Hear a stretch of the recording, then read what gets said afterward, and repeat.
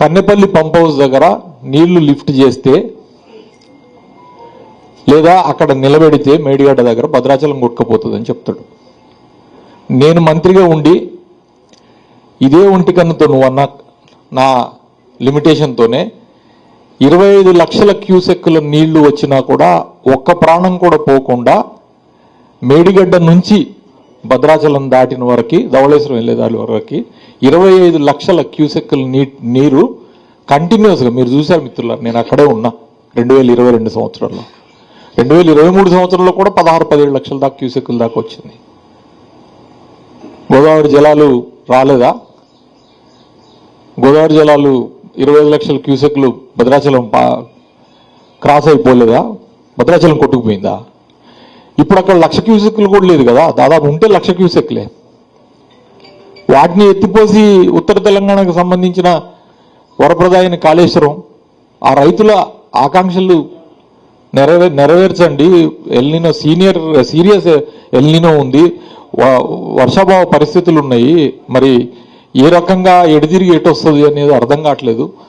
వర్షాలు పడతాయో పడవో. ఇప్పుడు వచ్చే నీళ్లు కూడా ఇంద్రావతి నుంచే వస్తాయి. ఈ కాళేశ్వరం ప్రాజెక్టు కట్టినప్పుడు కూడా కేసీఆర్ గారు పదే చెప్పారు, ఒకవేళ గనక పైనుంచి గోదావరిలోకి ఇన్ఫ్లోస్ మహారాష్ట్ర నుంచి కానీ లేకపోతే కర్ణాటక నుంచి కానీ ఇన్ఫ్లోస్ లేని సమయంలో కూడా మనకి ఇంద్రావతి నుంచి మనకి ప్రాణహిత నుంచి మనకి కంటిన్యూస్గా ఫ్లోస్ ఉంటాయి. అవి ఎప్పుడూ కూడా అక్కడ ఆ ఛత్తీస్గఢ్ అడవుల నుంచి వచ్చే వాటరు దానికి 100% గ్యారంటీ ఉంటుందని చెప్పడం జరిగింది.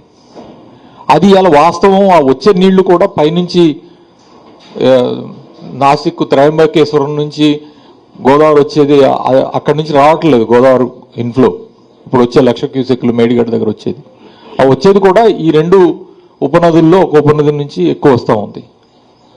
దాన్ని ఎత్తిపోసుకొని మిడ్ మానేరు నింపుకోవచ్చు, లేకపోతే ఎల్లంపల్లి నింపుకోవచ్చు, లేకపోతే ఇతరత్ర ఎస్ఆర్ఎస్పి పునరుజ్జీవన కార్యక్రమం అన్నీ కూడా చేసి చూపించినాయి. ఇవన్నీ సరే, మీకు